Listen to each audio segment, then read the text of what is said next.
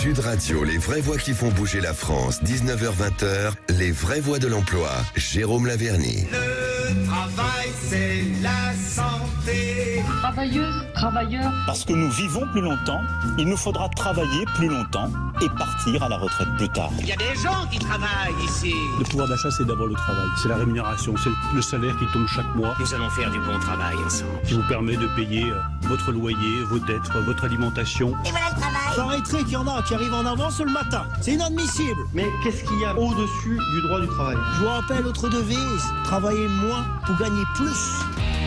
Bienvenue dans les vraies voix de l'emploi. On est ravis de vous retrouver comme chaque mardi avec notre expert d'emploi, Jérôme Laverny est avec nous. Ça va, Jérôme? Bonsoir Cécile, bonsoir Philippe. Vous êtes encore venu bien chargé dans votre besace avec pas mal de choses encore aujourd'hui. Et fermement déterminé de toute façon à contrecarrer les plans machiavéliques de Rémi André qui ne cesse semaine après semaine d'annoncer les pires choses météorologiques. Il faut contrecarrer cela et apporter de belles nouvelles en préfiguration également de la journée des femmes de demain, et c'est un peu le sujet de notre émission, car Sud Radio est à l'avant-garde précisément de tout un tas de choses et ne fait pas simplement que de transmettre des fausses annonces météorologiques. Non, il y a de vraies annonces économiques et en lien avec l'emploi. C'est celle que nous allons aujourd'hui distiller sur la journée des femmes de demain. Absolument. Alors, comme chaque semaine, si vous êtes en situation de recherche d'emploi, nous vous ouvrons notre antenne façon de vous faire connaître, bien entendu, et de vous offrir la possibilité de rencontrer en direct des entreprises. Vous voulez nous proposer vos candidatures 0826 300 300 et en prévision justement de cette journée annuelle de la femme. Demain, le 8 mars, on reviendra sur la situation et l'évolution des femmes sur le marché du travail. Oui, et c'est donc avec deux chercheuses d'emploi que nous ouvrirons la première partie. Luna à la recherche d'une alternance en visual merchandising et marketing, et Chara qui recherche un poste de data analyst. Et puis à l'initiative de l'AFPA, c'était hier la 3e édition des trophées des métiers pour elle 2023. Maternité, égalité salariale, où en sommes-nous en matière d'évolution de carrière pour les femmes? On fera le point avec Marion Gadot, responsable du développement RH de Hays France, l'un des plus grands cabinets de recrutement en France et dans le monde. Et puis les comités de direction se sont progressivement féminisés. Ils sont passés en 10 ans de 8 à 23,5 en matière de présence et de femmes. Thierry Fournier est avec nous, directeur associé du cabinet EIM. Il nous en parlera et on sera ravis en tout cas de découvrir ces nouveautés et tous ces jolis talents féminins. On vous souhaite la bienvenue, c'est les vraies voix de l'emploi. Vous avez un CV, monsieur? Oui, c'est un CV de ce que j'ai fait avant. Tac? Non. Vous avez son curriculum vitae? Oui, je connais ton pédigré, et si tu connais pas le mien, il faut que je t'informe. Ah ça va, vous allez pas nous sortir tout le curriculum, si? Il y a quoi là-dedans? Mon CV. Donc vous me remplissez tous ces papiers-là, et puis les autres choses, comme tous les dossiers, il faut un CV, une lettre de motivation, toutes ces choses-là, et puis voilà. Regarde, il est tellement léger que ça flotte dedans. Bien, il est temps de se mettre au travail. Et ces offres d'emploi, comme chaque semaine avec vous, Jérôme Laverny. 2 talents aujourd'hui, 2 grands talents, 2 femmes forcément, puisque c'est intéressant la veille du 8 mars de proposer des talents et en plus dans des métiers qui ne sont pas communs. Oui, je rappelle que la participation de 2 personnes en recherche d'emploi à vocation, au démarrage de l'émission, bien de pouvoir éclairer un auditeur, en l'occurrence une auditrice peut-être, sur une situation proche ou analogue qu'il pourrait connaître, mais aussi de nous permettre de booster un petit peu ces candidatures et de les éclairer. On a aujourd'hui donc avec Luna une candidate qui va correspondre à quelque chose très dans l'air du temps des mois qui s'annoncent, à savoir une jeune personne en recherche d'une alternance. C'est pas simple.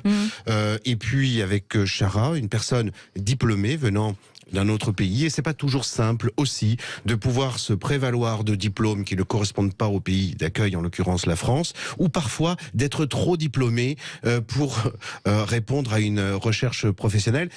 Fil rouge entre les deux, il est question de visual merchandising, je ne le dis pas avec l'accent pour ne pas vexer Philippe, qui est peu familier de la langue anglaise, et de data analyst.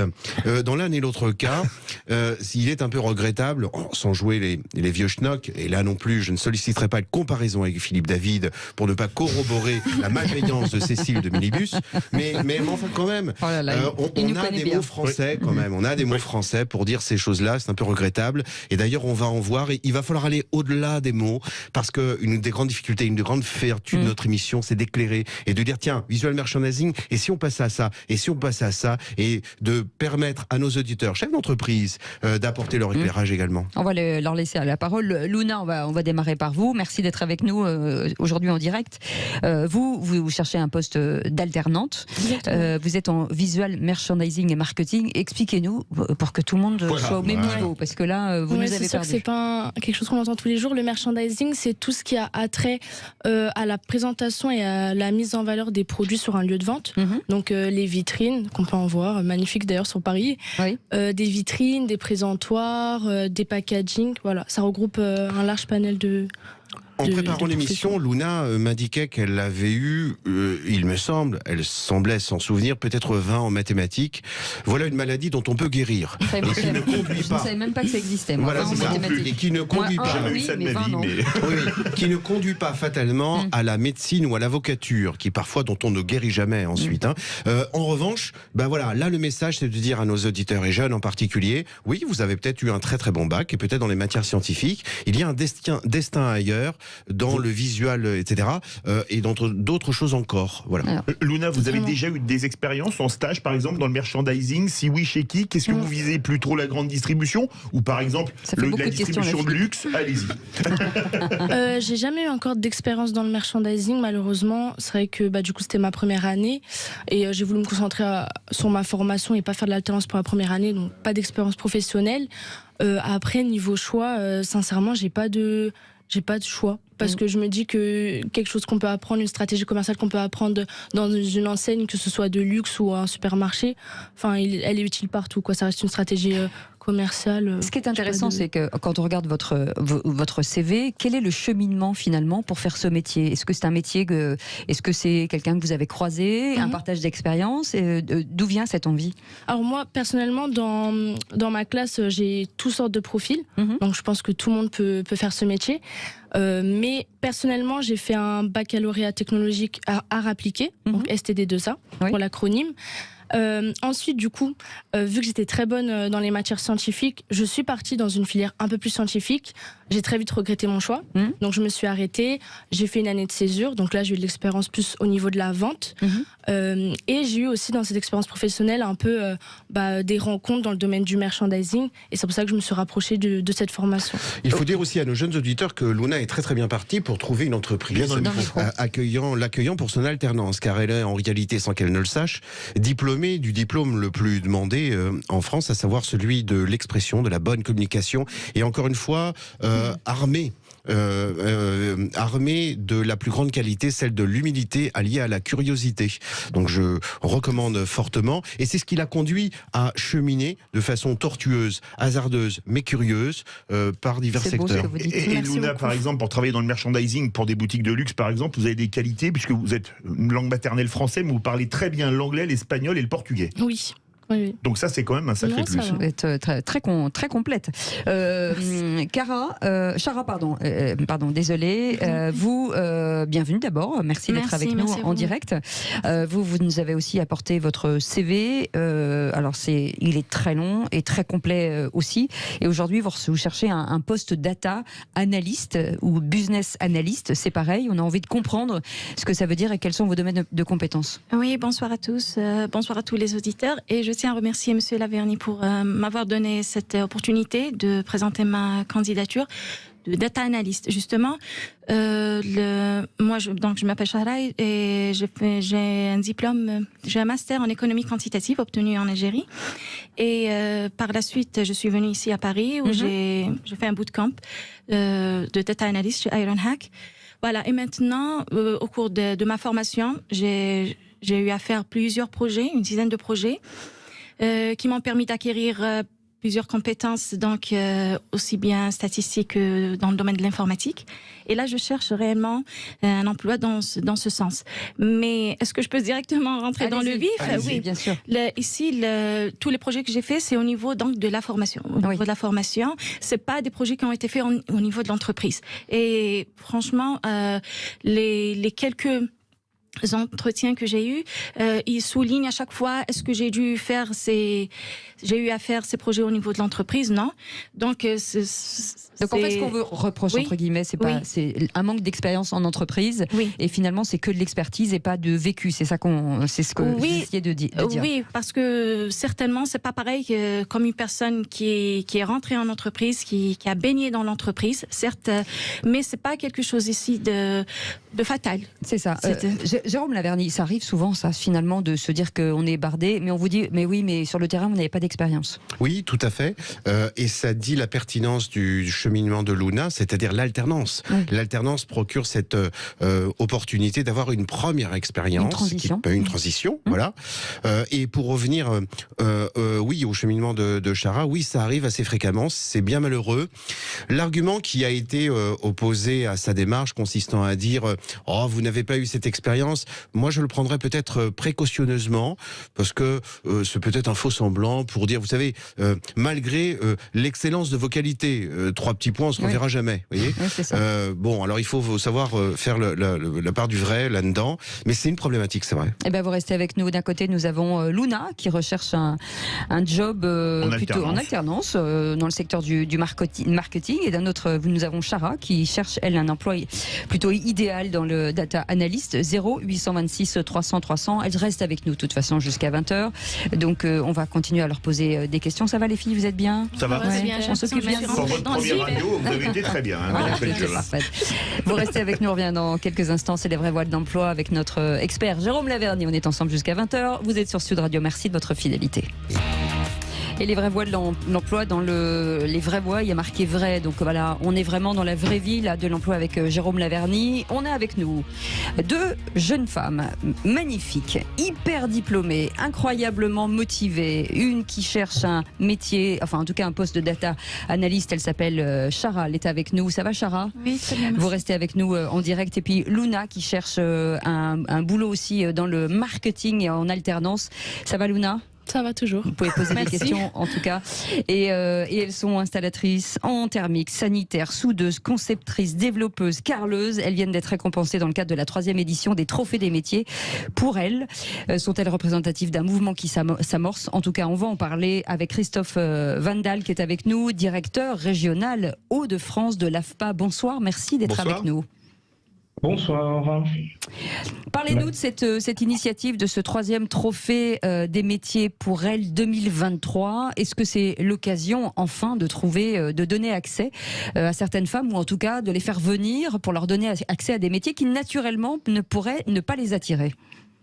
Tout à fait. Donc 3e année de ces trophées, où l'idée est bien de mettre en avant des jeunes femmes, des femmes, tout âge d'ailleurs, qui via généralement la reconversion professionnelle et un passage en formation, décrochent un métier dans ce qu'on osait encore cataloguer de métier d'homme il y a quelques années, et qui peinent à trouver des publics féminins. Donc différents types de trophées pour récompenser les parcours qui peuvent être un tout petit peu différents. Et en tout cas, cette année, dans les Hauts-de-France notamment, nous avons récompensé une électromécanicienne, une peintre en bâtiment et une maçonne. Génial. Qui ont fait des parcours assez atypiques. La maçonne d'ailleurs, qui a un peu testé le côté très masculin du terrain et des chantiers, qui nous en parlait pendant la remise du trophée, et qui a vaincu assez facilement, au bout de quelques jours quand même, ces petites difficultés de cohabitation avec la jante masculine en termes de représentation du métier de maçon. C'est ça. Très, très clairement, j'ai l'habitude de dire les choses, et qui, par son talent, par sa fraîcheur, et puis son appétence et son envie de travailler dans ce métier-là, a pu faire son stage dans très très bonnes conditions, et va rebondir sur une suite, puisqu'elle a une vocation plutôt à devenir chef d'entreprise, C'était une première étape. Christophe Vandel, la maçonne, c'est moins de 2% de femmes chez les maçons, mais il y a 2 professions où il y en a encore moins dans le communiqué de presse que vous avez fait.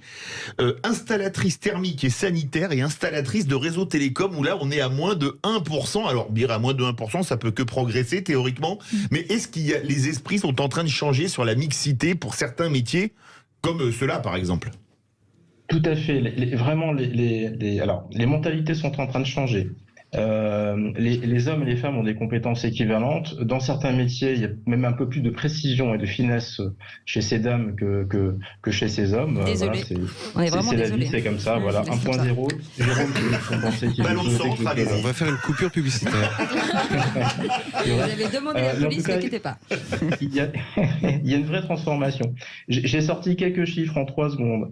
J'ai pris Léo France pour regarder l'égalité homme-femme en formation, puisque c'est la question du soir. Si on prend tout métier confondu, 30% des personnes qui sont en formation à l'AFPA dans l'Hauts-de-France sont des femmes. Si je fais un focus sur le BTP, BTP, on tombe à 7,82%, moins de 10%. On était à 3 ou 4% il y a quelques années. Alors, ça grignote tout doucement, mais on y arrive. Si je prends le très célèbre secteur tertiaire, on est à équivalence entre les hommes et les femmes. Le tertiaire couvre plein de métiers. Et si je farfouille sur un métier qui nous intéresse beaucoup, qui est le développement numérique, j'ai entendu tout à l'heure du data scientist, etc., on tombe à 16%.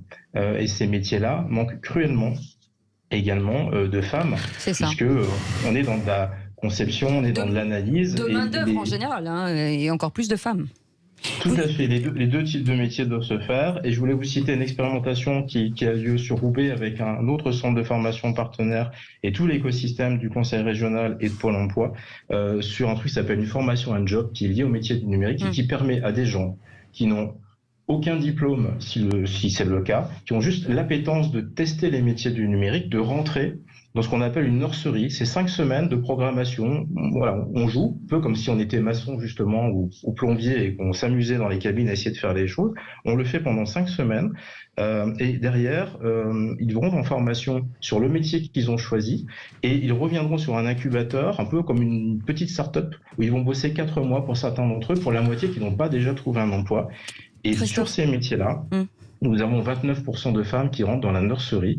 C'est une super expérimentation qui a lieu avec le centre AFPA de Roubaix et qui montre bien que ces grosses entreprises du numérique derrière ont besoin de talents différents et que l'arrivée des femmes sur tous ces métiers qui leur étaient relativement exclus commence en effet tout doucement à monter. Vous avez dit un truc très important au début, vous avez dit que c'est aussi une façon d'être un marchepied, c'est-à-dire on rentre dans une formation, justement pour cette jeune fille qui est maçonne, on rentre dans cette formation, on apprend le métier et ensuite on passe directement à l'entrepreneuriat. Et ça c'est génial en fait.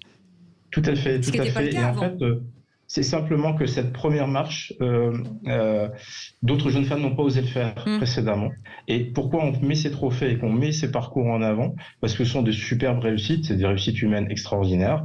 Je pourrais vous citer le cas de Amélie, tant pis ça se reconnaît, qui est maintenant soudeuse industrielle, qui il y a 1 an ne savait pas quoi faire, qui sortait d'un métier qui ne lui plaisait pas. Elle est allée voir Pôle emploi, elle a fait un bilan de compétences, parce qu'on aime bien le pratico-pratique aussi dans votre émission et chez nous. Elle a fait quelques visites et des stages, c'est possible avec cette structure-là. Elle nous a rencontrés à l'AFPA, elle a rencontré une entreprise, elle a fait de l'alternance, ce qui est assez génial. Et donc soudeuse industrielle, elle s'éclate. Et elle vient de décrocher son CDI. Ça, c'est génial. On va en parler juste avec Luna. Est-ce que Luna, vous avez réfléchi, alors aujourd'hui vous voulez travailler dans le marketing, à dire que peut-être un jour, vous montrez peut-être une boîte, une agence de marketing pour gérer les vitrines des grands magasins est-ce que c'est quelque chose une chose à laquelle vous aspirez? Oui, totalement. C'est vrai que l'un de mes souhaits premiers dans mon monde professionnel, plus tard, ce serait vraiment de monter mon auto-entreprise.